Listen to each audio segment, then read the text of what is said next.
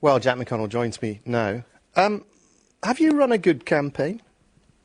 I think we've run an effective campaign. I was in 5 towns across central Scotland today, and in every one of them people were saying to me that they were increasingly concerned about the prospect of an SNP government, and also that they were behind our plans on education, on abolishing water and sewerage charges for old age pensioners, and in other areas. So I think we are running an effective campaign. I think that campaign is increasingly posing the choice that voters have to decide over the next 9 days. Are you still the underdog?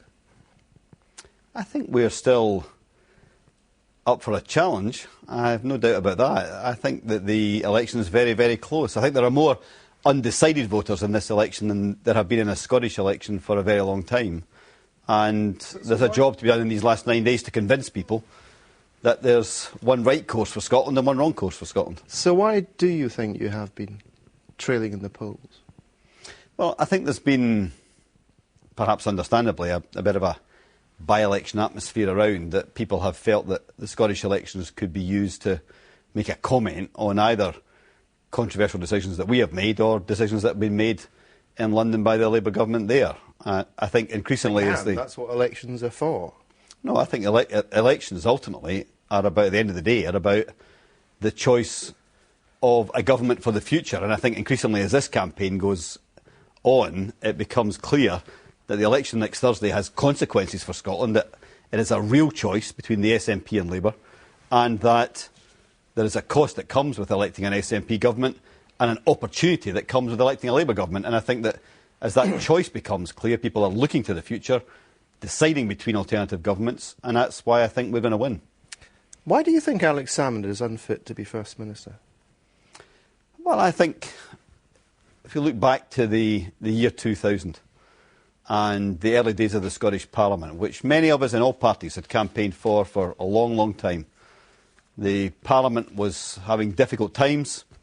Donald Brewer was ill.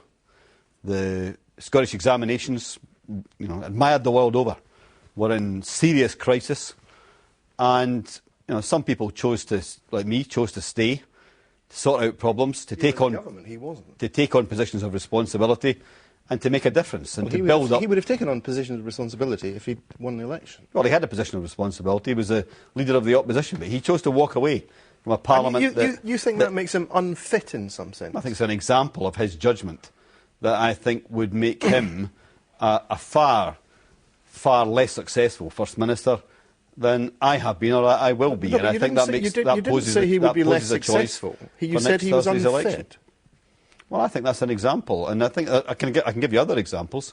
He's proposing a taxation system in this election, in which he said on this show actually last week that only people who earned more than £64,000 a year would pay more. It's patently untrue. It's only true if people live in the 250,000 most expensive houses in Scotland. It doesn't apply to all the others who are paying less in council tax and would pay more under his local income tax plan. So he's trying to win an election here by not telling the full truth about his plans, and I think that also makes him unfit to be First Minister. Do you think David Cameron is unfit to be Prime Minister?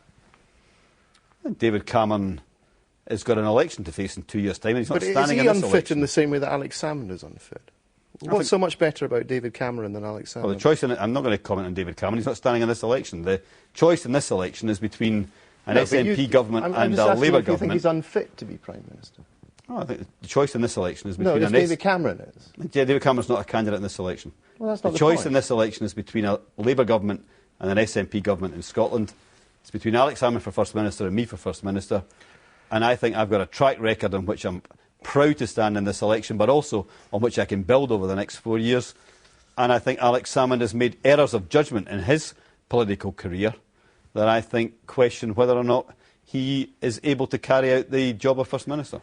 Now, your proposals to reban council tax, you've so far, and again, you were on a television interview on STV last night, you were unable to tell us what your house would have to be worth before you pay more, or how many people would pay more, or how many people would pay less.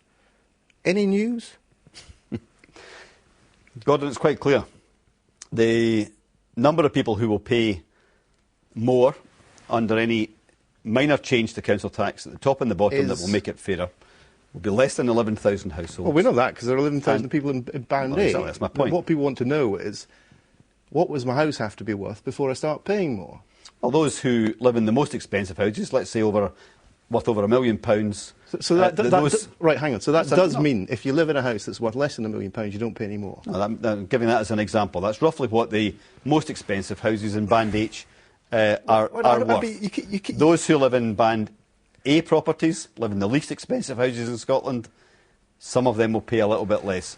Right. We are not proposing in this election a radical change to the council tax. What we are proposing is a radical change to council tax bills, where every pension... But you still can't tell me how many people would pay more and what their house would have to be worth before they would start paying more. Well, less than 11,000 households, the most expensive houses in Scotland... We know how many properties... We know there are 11,000 properties in Band H, and we know that those are houses that are worth a lot of money. What you haven't worked out, it would seem, is where you want to split the band in Band H. That's what you haven't worked out.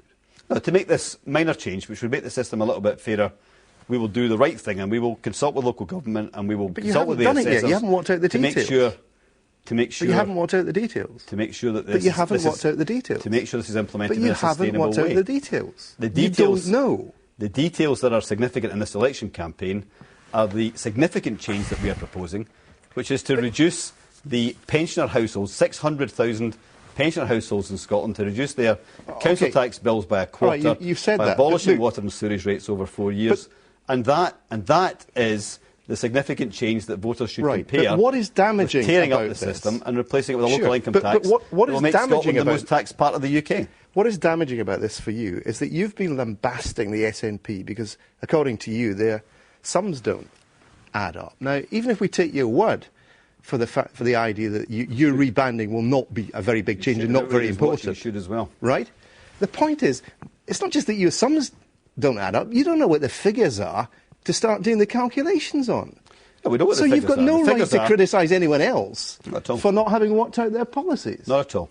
The figures are that there are there are just over 11,000 houses in Band H.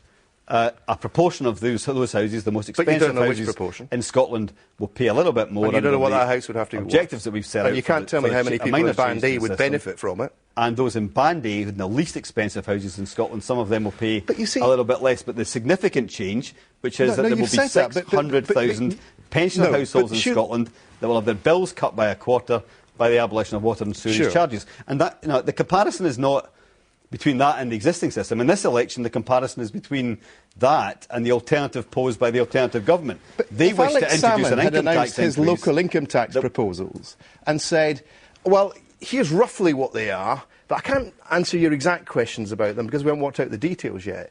You'd have said, what? Fine, fair enough. Gordon, it's not that Alex Salmond... You would have ridiculed him. It's not that Alex Salmond can't answer the exact questions. It's Alex Salmond has been deceiving voters in this election, saying that only those who earn more than £64,000 we don't know whether you're deceiving anyone or not because you don't know what the figures pay are. More. The reality is that people on average incomes, in fact below average incomes across Scotland, and in particular young people who currently either stay at home and don't pay the council tax, or students who don't pay the council tax, will face an income tax increase that will be a disincentive to work, will be an incentive to leave the country, to go south of the border to lower income tax rates, and that is the choice in this election. The whole point about this is that this election is partly about perceptions of competence. Mm-hmm.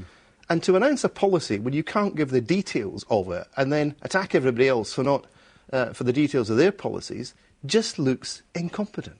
No, I don't agree at all. And I think that a proposal that says that the council tax system can be made a little bit fairer with a very small change, with those at the top pay a little bit more and those at the bottom pay a little bit less. You've described it several times. And a significant change that will cut and then abolish by a quarter the council tax bills of the 600,000 pensioner households in Scotland is a reasonable and a practical proposal. No, you've said this and it compares against the local income tax that will make Scotland the highest tax part of the UK.